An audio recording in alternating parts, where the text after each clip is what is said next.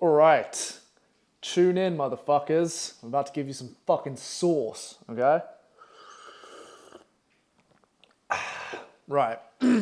So the other day, I was on a coaching call with one of my clients, and he had never been a copywriter in his life. He doesn't know what it was. He's never done a single piece of writing ever, and so we were basically learning from the absolute beginning. We went from the complete start of the start. I didn't even know what it fucking meant. And so I had to basically go from the absolute bare bones of lessons when it comes to even starting this in the first place.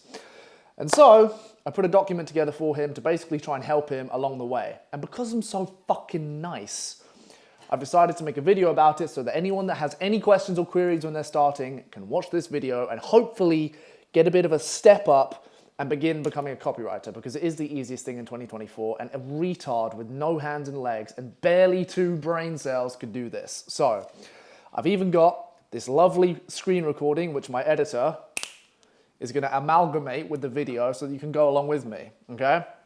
Now, when you're starting, you are going to be writing emails. I imagine the title or the thumbnail in this video is gonna be hinting towards emails, and that's because, in my opinion, emails are the bread and butter of copywriting. If you're able to write emails, you are going to be able to write everything. And as I've said here, emails are the easiest thing to do, and they hold all the skills to everything you will ever need to be a copywriter, okay? Now, to get started, so that you don't get lost, when you start writing emails, you are going to be using templates, because what you need to understand is that people have a very strong intuition to get lost when they're writing. I know you've been writing your whole life. I know you've written essays. I know you've written, novels and stories for your school, etc. This is professional writing, which you're going to be using to sell people on behalf of their products. And so it needs to be good. And a lot of us are very, very, let's just say, adapt to waffling. Now, some of you may think, I'm not a waffler, I would never waffle, I get straight to the point. Trust me, bro, when you start writing emails or any copy in general, like I've seen with everyone I've ever fucking taught, your natural inclination is to just waffle like crazy. Bring the fucking whipped cream and the Nutella and the strawberries and the syrup with it, because I'm telling you, that is how it's gonna be. So templates basically allow you to not waffle. You know what you need to write, you know how to put things in order, you know how to not miss anything out, so that when it's on the page, it looks structured and it hits all the points it needs to hit. If you don't have a template, you're gonna be fucked. You're gonna get lost, okay? So there are 2 main templates we're gonna talk about, specifically when writing emails, but again, when you're writing, these are basically the main templates you're ever gonna need to use, because in the whole realm of copy, you're only trying to do 3 things, and that is get their attention, get them intrigued, and then get them to take a fucking action. And that's what these templates are about, okay? So if I go onto the screen here, which my editor will have amalgamated perfectly, the first template is called Dick, all right? Unfortunately, no, it doesn't have a K on the end, but I put it in brackets because I know it'd make you laugh. DIC, and that stands for, as you can see, disrupt, intrigue, click. Disrupt in the template is essentially, and the only reason you need to have a disrupt is to get the reader's attention. So imagine, you're going on a screen, you're scrolling and shit, you're doing stuff, etc. The whole point of the disrupt is to catch your eyes, because we're all fucking idiots nowadays. Our attention spans are completely ruined. And so if you're scrolling up and down a screen, you're doing 10 things at once, the disrupt is purely and intentionally and only to get your attention. It's meant to disrupt your eyes as it's going up and down the page, okay? And then once you've disrupted their attention, you're meant to start building intrigue, because that's going to lead into the click. But the intrigue part is basically to make them interested, as it says, quite frankly, in whatever you're writing about. So for example, if I was, writing to fat people and I was trying to, help them lose weight, the disrupt would be this one simple tip to help you lose 40 pounds in 45 days, something like that. And then the intrigue would be scientists have come up with all this new technology to help you take a pill, and you can work from home and barely do anything and you'll melt fat like no tomorrow, blah, blah, blah, blah, blah. All I'm doing there is building intrigue so that they are more interested in what I'm writing about. It builds investment, it builds emotion in them, okay? So you get their attention, and then you get intrigue, okay? You intrigue them. Okay, he's got my attention, right. How do I lose 45 pounds in 40 days? Interesting, okay, intrigue, boom. You do this and this and this, but only by doing this. This is a new discovery, it's never been heard before, okay? It's just to get people interested, all right? And then the click, self-explanatory, you just get them to fucking click a link, take an action, buy something, go somewhere, do something. And the only reason they're gonna be able to do that is if they are invested enough and if your intrigue is good enough. You need to build an emotion in them, okay? Here's an example. So for the disrupt, like I said, it would be, here's how to lose 40 pounds in 40 days with this blacklisted workout routine. Okay, I used a gimmick there. I'll make a video about gimmicks. But the point is to just get your attention.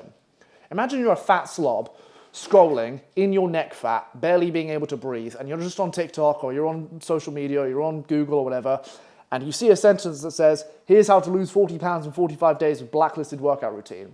Boom. If you've been trying to lose weight and everything you've tried doesn't work, this is going to stick out to you. This is going to be like, ooh, brand new, never heard of that before. What's this? Interesting, let me read it, okay? And an intrigue would be introducing the mechanism the doctors are calling the fat burner of the century, shown to melt body fat on anyone who implements it in 40 days. Not some generic program, not some false hope guide, a genuine mechanism that recently discovered and all the Hollywood stars use, that they're using to get in killer shape. Basically, you're just building intrigue, okay? So they become more interested. Like, you've got my attention, why should I be interested? Oh, because Hollywood actors use it, it's a piece of cake, it's brand new, no one's ever used it before, it's exclusive, and it's just come to the market, okay? And it could be yours today. And then the key is to not actually tell them the thing. So that's what good copywriters do. So I'll tell you all the benefits and all the features, but I won't actually tell you what it is. I've said mechanism, protocol, program. I haven't actually told you what the fucking thing is yet. It's probably just a pill or some workout routine, but you don't know that. As far as you're aware, it just gives these benefits and it gives these features, and it's backed by Harvard studies, and athletes use it, and Hollywood actors use it, and helps you lose weight in a miraculous amount of time. That's all you know, and that's all you should be writing. You don't actually tell them what the thing is, because in order for them to find out what the thing is, they have to click the link. And then you get them to click the link, okay? And that's how they find out. But they'll never click the link if you don't originally build investment and build emotion and build intrigue in them in the first place to make them want to know what this thing is, which is going to give them this amazing promise, which was the disrupt. Does that make sense? I hope that makes sense, okay? Now, go over this again if you need to, because like I said, I'm just blabbering away. There's not going to be many edits in this. I've told my editor to leave any cuts and pauses out because I'm flowing. I'm free-flowing through the entire thing, okay? So if you have to go over it again, go over it again, okay? But just to recap, in the dick, you have the D, which is disrupt, get their attention. The I, which is the intrigue, get them interested in what the thing is. And then the C is don't tell them what it is in the intrigue, but get them interested enough where they have to click the link to find out, okay?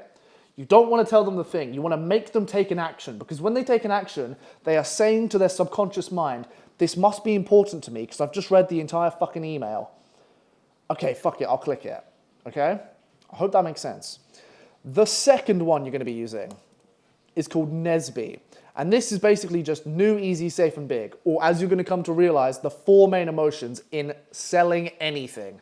This could be marketing, sales, persuasion, you name it. If someone's trying to get you to buy something, they're going to be using one of these 4 emotions because these are the main emotions, all right? So if I was to use this in New, Easy, Safe, Big, let me show you how. Introducing the newest step in fat burning evolution, 2024 edition. New, say goodbye to the days of being overweight. Big, big promises. Harvard scientists have backed and put together a mechanism so amazing it has people losing 40 pounds in 40 days. Harvard scientists backing, legitimacy, scientists, studies. That makes it safe. It's not just some bullshit on the internet. Harvard scientists have put this together and shown that it's legitimate, okay? Again, helping people lose 40 pounds in 40 days. Big. Without ever taking dodgy supplements and performing dangerous activities. Safe. It's not weird. You don't have to jump off cliffs or take unregulated pills. It's super safe, okay? In fact, anyone over the age of 7 has been shown to use this. Anyone over the age of 7 who has been shown to have the motor neuron capabilities in order to carry out this mechanism, meaning that you can be an absolute idiot as long as you're over 7 years old and you're not a complete retard, you can do this too. So basically saying that it's easy, okay? So anyone can do it, it's brand new, it's safe, it's going to give you big results, and you just implement these throughout the email to make it as non-questionable as possible. This is the best thing ever. It's super easy, it's brand new, it's got these big promises, it's safe because everyone's backing it, and even if I don't believe them, I believe Harvard scientists because Harvard scientists know what they're talking about, right? To find out more and see for yourself the insane progress, again, big, click the link and find out now. P.S. 45-day guarantee. If you don't lose 20 pounds in 45 days, your money will be refunded. That is both giving you a big promise and it's safe. So even if you do all of this, even if you purchase and you buy and you haven't got the results you want within 45 days, you get a full refund. So not only is it safe from a scientific perspective, it's safe from a logistical and financial perspective as well. So when you implement all of these emotions together in your email, it just makes the thing so enticing and so non-questionable and so, yeah, fuck it, why not? There's literally no downsides, okay? That in itself is a template. Now, as you write emails and you get good at this, eventually you'll just do this automatically. But to start with, when you're writing emails, I want you to write DIC at the top or Nesby at the top. And when you're writing each line, think to yourself, does it incorporate this? Does it incorporate that? Am I building intrigue? Am I telling them it's safe? Am I telling them a big promise? Am I telling them it's new? You need to implement these, okay? So you don't forget and you don't waffle, because if you don't do this, you're gonna waffle. I may as well get the fucking maple syrup out now, because I guarantee if you're not using a template when you start, and when this guy was starting, you are gonna go off the rails, okay? To find out more, blah, blah, blah, blah, blah. So those are the templates, okay? And then to add on to this, when we were speaking, he was like, brilliant, okay, I've got these templates. I'll go and write a couple of emails. I was like, okay, hang on, Rambo, before you piss off. Let me give you a few other things. Volume is your friend, okay? And I've done a lot of fucking teaching in this realm, and I've done a lot of fucking emails. So believe me when I say, before you do a lick of outreach, because I know you're desperate, I know your little penis starts twitching when you think about doing outreach. Oh my God, I'm gonna get clients. Hold your fucking horses, okay? Before you do a lick of outreach, you need to do at least 30 emails. Now, if that's fucking 15 DIC emails and 15 new Easy Safe Big emails, that's fine. Although some of you motherfuckers are weird, so I'm sure you'll do more dick emails than Nesby emails. It's okay, you can do 16 dick emails and 14 Nesby emails, but as long as you write 30 and they're not shit and they follow the template and you do them diligently, you go over them and you make sure that they're following the template correctly, that's enough. Okay, but less than 30, you're not going to be good enough. And I tell that simply because if you start doing outreach now, which I'll teach, so subscribe if you haven't, I'm going to fucking make a video about that. If you're teaching outreach and I teach you how to get a client and the client's like, brilliant, write me this, and it's shit, you're going to get fired. That's a burnt client. That only if you'd had written 30 emails and you were actually good, you wouldn't have fucking lost. But because you were too tenacious and too dick tippy, you thought you'd just go and do outreach straight away. No. Write 30 emails and get good at writing emails. And once you've written emails, then you can start doing outreach, okay? Now, when you're writing emails, it's going to come to ideas as well. So you can write about anything. Every single fucking business in the world, every single product in the universe needs someone to write copy. They need someone that's good at sales to help them sell the thing. So if you're out of ideas on what to sell, here are some that I came up with literally on the spot, on the call. Coffee mug, nice and hard. Fat burning program, nice and easy. Money making program, nice and easy. Local car wash, nice and easy. New energy drink, nice and easy. The point is that you should just look at random objects on your desk. Look at your desk now, whether you're in your bed or on your fucking desk right now. Look around at random stuff and think, okay, this is a fucking coaster. How can I try and use Nesby to sell this coaster to people? Well, it's got an amazing pattern. It's brand new, straight out of fucking Taiwan. These are the Taiwan 10,000 2024 edition, never been seen before. Super safe, it's never gonna break. And I guarantee that if you use it and it doesn't break after a year, we'll give you your money back. Again, super safe. Okay, some random bullshit I just come off the top of my head. But that's what you need to do. You need to just look at inanimate objects around, random stuff, and just start writing emails about it. Because that's what you need to do to get good. You're learning a language here, okay? Now, another question I get a lot. How long should emails be? On average, your email should be between 200 and 350 words. On average, okay? Doesn't need to be anything more than that, anything longer than that, unless you're really good at copy. It's just going to come off convoluted and unnecessary. 150 words to 350 is absolutely fine. Okay, I don't care what your fucking employer says. I've done this a lot. Maybe for longer, stretched out emails with stories in them, it's acceptable. But for just descriptive emails that are selling inanimate objects, that's it, okay? So, I also gave him tasks, which you can do too. And if you don't, you're a lazy piece of shit. Task 1, write 30 emails. And task 2, make sure you're writing both DIC and Nesby emails, okay? And when you're writing, the reason I say this is because the best people that do the best things in the world, I know you're thinking, 30 emails is so many, why would I need to write 30 emails? Listen, bro, The best people in the world that do the best things at anything, in any domain, in any realm ever, they practice like they've never won, and then they perform like they've never lost. And so you need to practice these like you've never fucking most of you haven't, like you've never had a client before. And the quicker you write emails and the more you write, the better you'll get at them and the quicker you'll land a client, okay? It's like the analogy I used here was, if I'm teaching you how to drive, if I'm teaching two guys how to drive, I teach one with a handbook, go through the handbook, go over the fucking instructions, okay, put the clutch in, okay, put it in gear, fucking turn the fucking mirrors on, etc., etc. And I tell one guy to just get in the fucking car and start driving. The guy that gets in the car is gonna do more and learn quicker and be better than the guy that's going through the notebook, fucking getting his fingers stuck to the pages because he's been jizzing all night because he's a fucking reprobate, okay? You need to put in action. Don't just read, don't just listen to this video and do nothing about it. Start writing emails, okay? Action wins, speed, momentum, progress, failure, analysis. The more you write, the better you'll get, all right?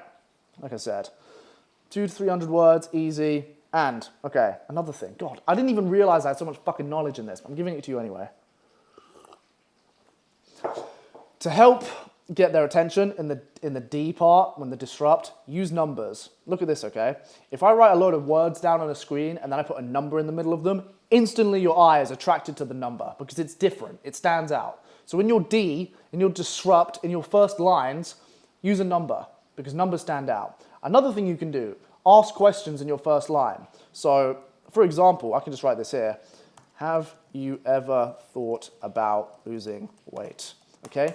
And the reason I tell you to write questions is because when you ask a question on a page, it goes from the reader just reading the screen to it sounding like the screen is speaking to the reader. It's like you're having a conversation then, and that's a lot more engaging, which means they're more likely to read it and more likely to go through it and more likely to click the link and more likely to buy the thing. Do you see where I'm coming from? So if you ask loads of questions, they're more likely to be engaged. They'll be like, oh, okay, yeah, actually I am trying to lose weight. How did you know that? How very kind of you. Read, click, purchase, money, happy days, all right? Simple as that, okay? So, to recap, when you're writing emails, use DIC and Nesby. Don't try and do it without a template. If you don't do it with a template, you're fucked. Write at least 30 emails, okay? When you write 30, you'll be good. And then once you've written 30, you'll be in a position to start doing outreach, which I'm going to teach very soon. Don't worry. So, if you want to find more and you want to see how to do outreach, you can subscribe. I don't really care. I feel like if you subscribe, my ego is just going to go up, and that's not a good thing. Subscribe if you want and you don't miss anything. But yeah, I hope that helps. If you have any questions, leave a comment. I'll try and get to all of them. But yeah, I'll see you in the next one.